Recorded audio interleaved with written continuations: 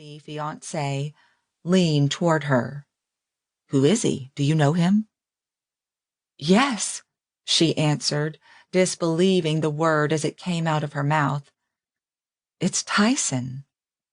"Tyson? Applegate?" "Yes." "Great Scott!"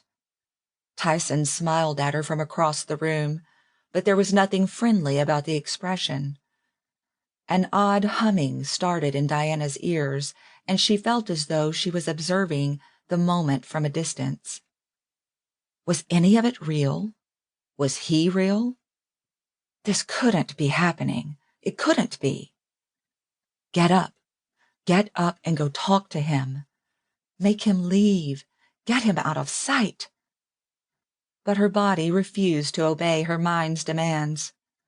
Do something. You must do something now. Now.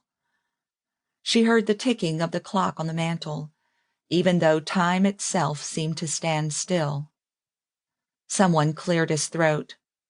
Ice tinkled against crystal. A chair leg scraped the hardwood floor. Then something in Tyson's gaze told Diana he was tired of waiting for her to go to him. He was about to come to her.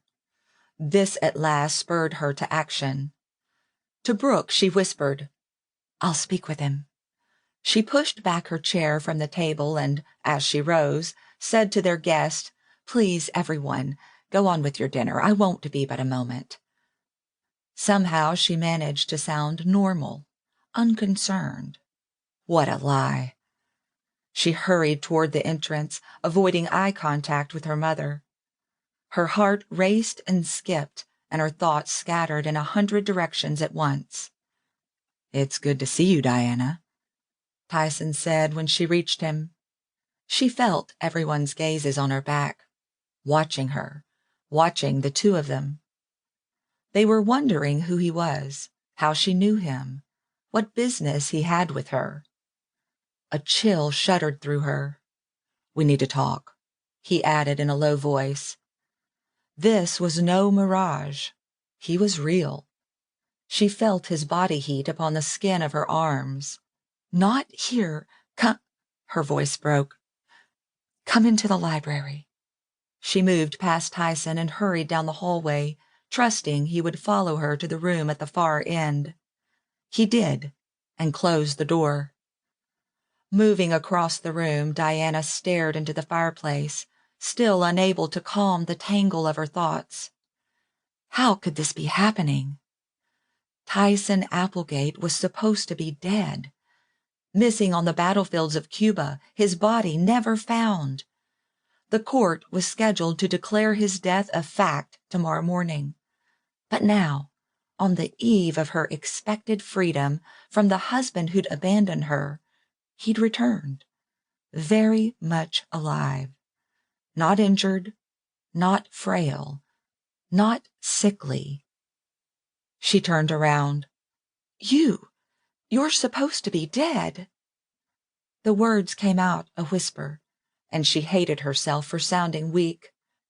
"I know. Sorry to disappoint you."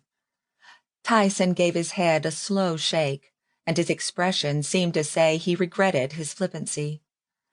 "When I learned that you were about to publicly announce your engagement to Mr. Calhoun, I realized it was important that I stop you."